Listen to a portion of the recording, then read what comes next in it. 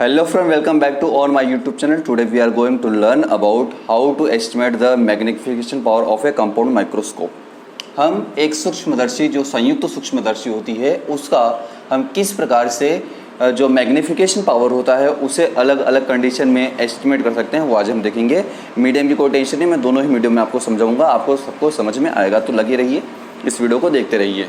आइए आज सबसे पहले हम समझते हैं इसका जो रे डायग्राम होता है वो क्या होता है। रे डायग्राम के अंदर आपको दिखाई दे रहा होगा यहाँ पे LO और LE, यहाँ पे दो लेंस होते हैं, इसको ऑब्जेक्ट लेंस बोलते हैं, अभिदृश्यक लेंस बोलते हैं जो छोटा होता है, और दूसरा एक LE होता है जिसको हम आई पीस या आई लेंस बोलते हैं जो थोड़ा की बड़ा होता है। ये दोनों एक प्रिंसिपल एक्सिस पर एक साथ मतलब एक ही लाइन में रखे हुए रहते हैं एक नली के अंदर, ताकि ये आपस में खिसके नहीं। तो ये LO ये LE हो गया। इसके सामने ऑब्जेक्ट जो होता है बहुत ही पास में रखा रहता है जिसके डिस्टेंस को हम UO से दर्शा रहे हैं और इसको इमेज को हम AB बोल रहे हैं। ये जो आपको इमेज यहाँ पे लग रहा है, यहाँ पे एंगल जो बन रहा है इसको हम बोल रहे हैं आपको अल्फा, जिसको हम बोलते हैं vision angle, angle of vision या दर्शन कोण कहते हैं। यहाँ से लाइट जब चलती है तो क्या करती है, यहाँ पर एक इमेज का फॉर्मेशन करेगी। जनरली हम जानते हैं लेंस के अंदर जो इमेज फॉर्मेशन होता है वही। तो यहाँ पे लाइट जो चली एक बार यहाँ रिफ्लेक्ट हो गई और एक सेंटर ऑफ जो आपको दिखाएगा ऑप्टिक सेंटर, वहाँ से जाके यहाँ पे एक इमेज फॉर्मेशन करती है जिसको हम A', B' नाम देते हैं। अब यहाँ पे जो A', B' होता है, ये जो दूसरा वाला लेंस होता है जो आई लेंस होता है उसके लिए एज ए ऑब्जेक्ट वर्क करता है। इसलिए हम क्या करते हैं, इसको UO मतलब इसके लिए मतलब जो सेकेंड वाला लेंस है LE उसके लिए ऑब्जेक्ट की तरह हम ट्रीट करते हैं। और ये इसके ऊपर जब अपनी छाप छोड़ता है तो इसका जो फाइनल इमेज फॉर्मेशन है वो यहाँ पे A', B' का फॉर्मेशन करता है। यहाँ पे जो इमेज हमारी आंखों पर जो एंगल बनाता है उसे हम बोलते हैं एंगल बीटा, जिसको हम बोलते हैं दर्शन कोण ही बोलते हैं, लेकिन ये इमेज के कारण बन रहा है इसलिए हम बीटा बोलते हैं, और यहाँ पे ऑब्जेक्ट के कारण बनता है इसको हम अल्फा बोलते हैं। यहाँ पे आपको एक वर्टिक्स एंगल दिखाई दे रहा होगा, शीर्षाभिमुख कोण, ये अल्फा है तो ये भी अल्फा होगा। आई होप आपको ये डायग्राम समझ में होगा। यहाँ पर ये जो डिस्टेंस है, देखिए जो पहला वाला लेंस है उससे जो इमेज के डिस्टेंस को उसे हम UO से दर्शा रहे हैं क्योंकि यहाँ पे ऑब्जेक्ट लेंस के कारण है। ये जो डिस्टेंस है इसको हम UE से शो कर रहे हैं। UE मतलब आई लेंस के लिए ऑब्जेक्ट का काम कर रहा है इसलिए UE से शो कर रहे हैं। और ये जो फाइनल इमेज बन रहा है इसको हम -D या फिर VE से शो करते हैं जो आई लेंस के लिए इमेज का काम कर रहा है। एक और चीज मैं बता दूं, यहाँ पे जो AB होता है, AB का जो अल्फा कोण होता है, यहाँ पे AB के कारण ये जो डिस्टेंस होती है जिसको हम UO बोल रहे हैं इसे हम क्या कहते हैं, लिस्ट डिस्टेंस ऑफ विजन। तो लिस्ट डिस्टेंस ऑफ विजन जहाँ पे वस्तु स्पष्ट रूप से इसके ऊपर पड़ रही है उसकी डिस्टेंस को हम D से भी शो करते हैं। तो ये याद रखना कि जब हम UO यहाँ पे OB की वैल्यू लिखेंगे तो उसे हम -D लिखेंगे क्योंकि ये स्पष्ट दृष्टि की न्यूनतम दूरी पर रखा हुआ है ना, जिसको हम बोलते हैं it is place at a least distance of vision, that's why we have to put the name -D। AB के जो डिस्टेंस है उसको हम -D से शो कर रहे हैं। अब डेरिवेशन मैंने पहले ही कर दिया ताकि आपका जो वीडियो हो वो थोड़ा ज़्यादा बड़ा ना बने और आपको समझ में भी आएगा। एक चीज़ मैं आपको यहाँ पे सीधे सीधे समझाना शुरू करता हूँ। अब पहला क्या है, मैग्निफिकेशन पावर हमें फाइंड करना है। मैग्निफिकेशन पावर या जिसको हम बोलते हैं आवर्धन क्षमता। आवर्धन क्षमता जो किसी भी ऑप्टिकल इंस्ट्रूमेंट की होती है वो M=10 β/10 अल्फा होती है अगर इमेज बहुत छोटे हों तो, और जनरली M=β/अल्फा होती है। अब यहाँ पे हमें दो चीज़ है, एक 10 बीटा है और दूसरा 10 अल्फा है। 10 बीटा की जो वैल्यू होती है वो हम यहाँ पे जो आपको एंगल बीटा दिखाई दे रहा है उससे फाइंड करेंगे, और जो 10 अल्फा आपको दिखाई दे रहा है यहाँ पे जो एंगल आपको अल्फा दिखाई दे रहा है उससे फाइंड करेंगे। तो यहाँ पे देख लेते हैं सबसे पहले 10 बीटा। तो 10 के बारे में हमने पढ़ा है। 10 क्या होता है, एक जो त्रिकोणमितीय अनुपात होता है उसके अनुसार क्या होता है, tan थीटा बराबर लंब बटे आधार, जिसको हम बोलते हैं परपेंडिकुलर अपॉन बेस। तो देखते हैं यहाँ पर जो 10 बीटा है इसके लिए परपेंडिकुलर क्या है, A', B' है, और बेस क्या है, B' O' है। तो हमने यहाँ पे देख लिया A' B' upon B' O'। तो ये 10 बीटा की वैल्यू हो गई। इसके बाद 10 अल्फा देखते हैं। 10 अल्फा मतलब ये ABO वाला जो आपको डायग्राम दिख रहा है, ABO वाले में यहाँ पर ये हो गया परपेंडिकुलर जिसको हम लंब, और बटे आधार जो BO है। अब जो BO है इसको मैंने बताया यहाँ पे हम क्या लिखेंगे, -D लिखेंगे। तो यहाँ पे हमने लिख दिया AB/-D, क्यों वो मैंने आपको पहले बता दिया। अब इसको थोड़ा रीअरेंज करते हैं। रीअरेंज का मतलब ये जो है AB A dash B dash upon A B हो जाएगा, और ये अपॉन के अपॉन में तो ये ऊपर चला जाएगा, तो A dash B dash upon A B into D ऊपर चला गया और यू ई नीचे आ गया। अब यू ई हमने यहाँ पे क्यों लिखा है, ये जो डी है ये तो यहाँ पे ऊपर चला गया था, इसका माइनस यहाँ पे आ गया। जो बी डैश ओ डैश है, देखिए यहाँ पर B dash O dash, B dash O dash को हम क्या बोल रहे हैं, यू ई बोल रहे हैं, और यू ई क्या है, नेगेटिव साइन के साथ है। नेगेटिव साइन क्यों ले रहे हैं हम यहाँ पे, क्योंकि ये लेफ्ट हैंड साइड में है, इधर है, तो इसको हमने क्या लिखा, माइनस यू ई लिख दिया। अब ये माइनस और ये माइनस दोनों आपस में कैंसिल हो जाएंगे, मतलब माइनस माइनस प्लस हो जाएगा, तो हमारे पास बचेगा A dash B dash upon A B into D upon U E. Equation number first हमने इसको दे दिया। सबसे पहले आपको यहाँ तक सॉल्व करना आना चाहिए, जो चीज़ हमने देखा उसको रिवाइड करके आप फिर से देख लीजिए। From A B O and A dash B dash O, अब यहाँ पे जो त्रिभुज आपको दिखाई दे रहा है ए बी ओ, एक तो ये वाला और दूसरा ए डैश बी डैश ओ, मतलब यहाँ पे ये जो जिसके ये जो आपको यहाँ पे समकोण दिखाई दे रहा है, जो राइट एंगल दिखाई दे रहे हैं, जिनका एक एंगल क्या है यहाँ पर वर्टिक्स एंगल है, शीर्षाभिमुख कोण है वो, तो इस प्रकार से ये कॉन्ग्रुएंट होंगे, समरूप होंगे। समरूप होंगे तो इसका आधार बटे इसका आधार और इसका लंब बटे इसका लंब और इसका आधार बटे इसका आधार, दोनों के जो परपेंडिकुलर और जो बेस होंगे वो क्या होंगे, रेशनल होंगे। तो हम यहाँ पे देखते हैं जो हमारा A dash B dash upon A B था वही रेशो हम यहाँ पे ले लेते हैं, A dash B dash upon A B, मतलब ये वाला जो था इसका परपेंडिकुलर अपॉन इस ट्रायंगल का परपेंडिकुलर, और फिर इसका बेस अपॉन इसका बेस हम क्या करेंगे, रेशनल कर देंगे, अनुपातिक मान लेंगे।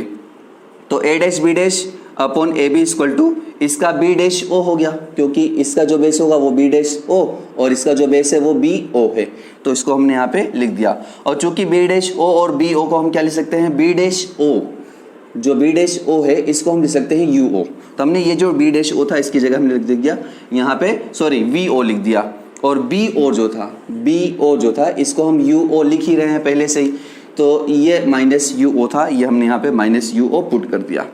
मतलब कहने का ये है कि ये जो आपको वैल्यू दिखाई दे रही है A dash B dash upon A B, इसकी वैल्यू हम ये जो है ये पुट कर सकते हैं। पुट इन इक्वेशन फर्स्ट, समीकरण एक के अंदर हमने इसको रख दिया, तो हम देखते हैं कि m इक्वल टू इसकी वैल्यू हमारे पास आ गई V O upon U O, तो V O upon U O into D upon U E, और वो भी माइनस का, तो ये वैल्यू हमारे पास इक्वेशन नंबर सेकेंड जो है ये मैग्निफिकेशन पावर हमारे जो कंपाउंड माइक्रोस्कोप था संयुक्त सूक्ष्मदर्शी उसका हमें प्राप्त होता है। अब इसके बाद हम करते हैं कंडीशन लगाते हैं, क्योंकि कंडीशन अलग अलग हो सकती है। पहली कंडीशन ये हो सकती है कि जो इमेज है, जो फाइनल इमेज है वो स्पष्ट दृष्टि की न्यूनतम दूरी पर बन रहा हो। अगर स्पष्ट दृष्टि की न्यूनतम दूरी पर बन रहा है तो जो वी ई होगा वो किसके बराबर होगा, डी के बराबर होगा।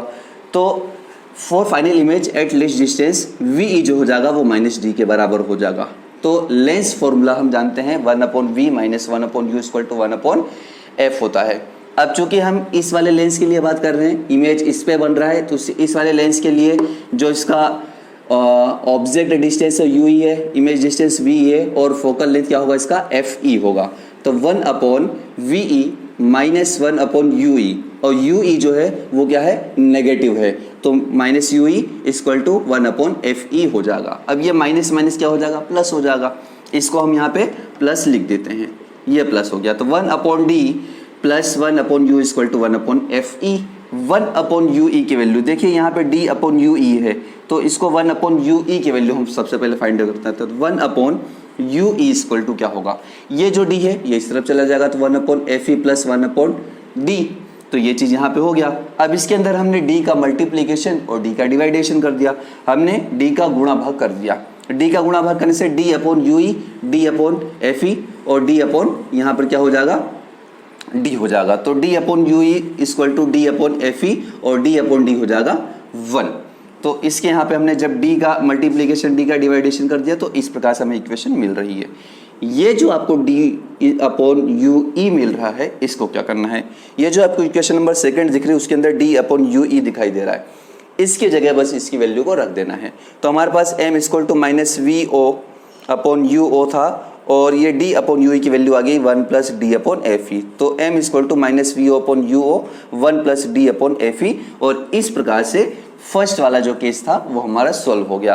अगर फाइनल इमेज लिस्ट डिस्टेंस में बनता है तो m जो होगा वो इस फॉर्मूले से दिया जाएगा। अब दूसरा तरीका ये है किसके अंदर, दूसरा केस जो हर इंस्ट्रूमेंट के अंदर लगाया जाता है, फाइनल इमेज फॉर्मेट इन्फिनिटी। अगर फाइनल इमेज जो अंतिम प्रतिबिंब है वो अनंत पर बन रहा हो, तो देखिए हमने एक पढ़ा है लेंस के अंदर, अगर प्रतिबिंब अनंत बनता है या इन्फिनिटी में बनता है तो उसके लिए जो ऑब्जेक्ट होता है, जो वस्तु होती है वो फोकस पर होती है। अब ये वाला जो लेंस है वो एल ही है, इसके लिए इमेज कहाँ पे बन रहा है, इन्फिनिटी पे बन रहा है, तो सीधी सी बात है इसके लिए जो ऑब्जेक्ट होगा वो किस पर होगा, फोकस पर होगा। मतलब यहाँ पे जो यू ई होगा वो एफ ई हो जाएगा, मतलब U E equal to F E हो जाएगा। इस हिसाब से हम वापस से इक्वेशन देखते हैं, equation number second, then from second M equal to minus V O upon U O, ये देखिए minus V O upon U into D upon F E हो जाए, क्योंकि यू ई की जगह हमने एफ ई रख दिया। और इस प्रकार से इस वाले कंडीशन के लिए भी हमारा फॉर्मूला क्या हो गया, क्रिएट हो गया। और इसके लिए जो इमेज फॉर्मेशन होता है वो भी पूछा जाता है, तो वो आप देख के आराम से बना सकते हैं। इसका ये जो फाइनल इमेज है इसे आप सीधे सीधे यहाँ पे खींच देंगे, ये यहाँ पे बेंड ना करके इसे सीधे सीधे अगर आप खींच देंगे तो ये इन्फिनिटी पे जाके मिलता है। तो ये कंडीशन हो गई फर्स्ट वाली, और दूसरी वाली सेकंड कंडीशन ये हो गई। अब न्यूमेरिकल जब हम सॉल्व करते हैं तो इसके लिए जो यू ओ होता है, यहाँ पे यू से लेकर ओ तक की जो फोकस तक की डिस्टेंस होती है जहाँ पे इमेज बनता है, उसको हम लेंस की लेंथ बोलते हैं, या जो यहाँ पर जो कंपाउंड माइक्रोस्कोप है इसकी लेंथ बोलते हैं। तो उसको यू ओ वी ओ को हम क्या बोल देते हैं, यहाँ पर एल बोलते हैं। तो M equal to L upon U O, one plus D upon F E, और प्लस माइनस जो होता है उसको भी हम क्या करते हैं, नेग्लेक्ट कर देते हैं। तो न्यूमेरिकल सॉल्व करने के लिए m equal to L upon U O, one plus D upon F E फॉर्मूले का यूज किया जाता है, जहाँ l जो होता है वो माइक्रोस्कोप की लेंथ होती है, सूक्ष्मदर्शी की लंबाई होती है। ये आप अच्छे से समझ लीजिए। और अगर माइक्रोस्कोप की लेंथ फाइंड करना हो कि कुल माइक्रोस्कोप की टोटल मैक्सिमम लेंथ क्या होगी, तो वो लेंथ l इक्वल टू होती है F O plus F E, F O plus F E, दोनों की फोकल लेंथ जो होगी वो अगर बराबर है, उन दोनों को ऐड कर दिया जाए तो मैक्सिमम लेंथ इनकी ये होगी। क्योंकि इसका जो फोकस होता है, इसके यहाँ पे जो भी इमेज बनेगा वो उसके लिए ऑब्जेक्ट का वर्क करेगा, और तभी क्या होगा, ये वर्क करेंगे। मान लीजिए कि ये उससे ज़्यादा डिस्टेंस हो गया, तो यहाँ पे इसके लिए जो इसका इमेज बन रहा होगा ये इसके लिए ऑब्जेक्ट का काम नहीं करेगा, और जो माइक्रोस्कोप है काम नहीं करेगा। इसलिए maximum distance L equal to F O plus F E होता है। यहाँ पर एक और चीज़ मैं आपको बता दूं, यहाँ पर जो मैग्निफिकेशन पावर होती है वो डिपेंड करती है यू ओ पर, यू ओ वी ओ पर, और यहाँ पे यू ई पर। यू ई, यू ओ और वी ओ, इनमें देखिए जो एम है वो यू ओ पे डायरेक्ट प्रोपोर्शनल है, और इन दोनों यू ई के क्या है, इन्वर्सली प्रोपोर्शनल है। मतलब कहने का मैग्निफिकेशन पावर अगर आपको बढ़ाना है तो जो यहाँ पर यू ओ है वो क्या होगा, मिनिमम डिस्टेंस पे होना चाहिए, ये कम से कम बहुत पास रखना पड़ेगा। मतलब ऑब्जेक्ट को जो हमारी सूक्ष्मदर्शी है उसके बहुत पास में रखेंगे तो अच्छा रिजॉल्विंग पावर प्राप्त होगा।